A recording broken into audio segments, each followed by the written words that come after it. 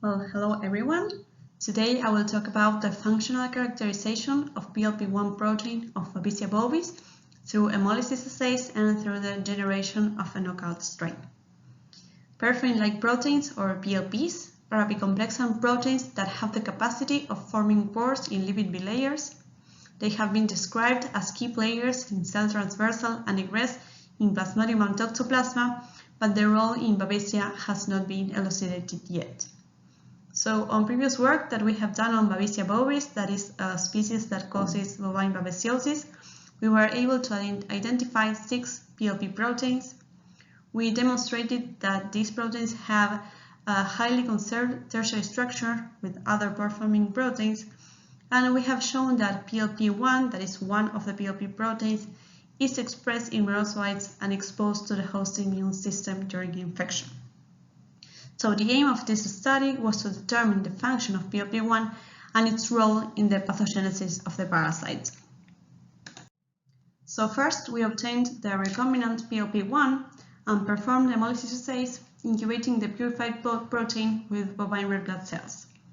Here we show that PLP1 has high hemolytic capacity, which supports the pore-forming function, and we also did dose response curves that reflect a cooperative positive response of the protein. So second, we generated Babesia bovis PLP1 knockout parasites in which we replaced the PLP1 gene with a fusion gene that confers resistance to plasticidin and that also expresses EGFP. So as we can see here, the replacement of PLP1 was effective because in the culture all the parasites are expressing EGFP.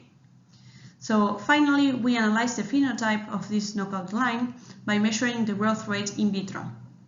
We can see here in number 3 that the knockout has a lower growth rate compared to the wild-type strain, and we also observed these unusual tetrameric forms that are very rare in Babesia bovis wild-type cultures. So from this, we can say that knockout parasites are dysfunctional both in growth and in egress.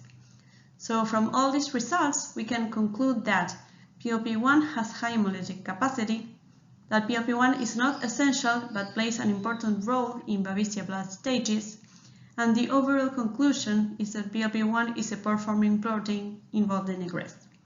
So based on these results and on previous data, we propose this mechanism in which we believe PLP1 proteins are stored in the micronemes, that at the right time they are released, they bind to the red blood cell membrane, oligomerize, and form a pore that results in the efficient egress of the parasite from the host cell.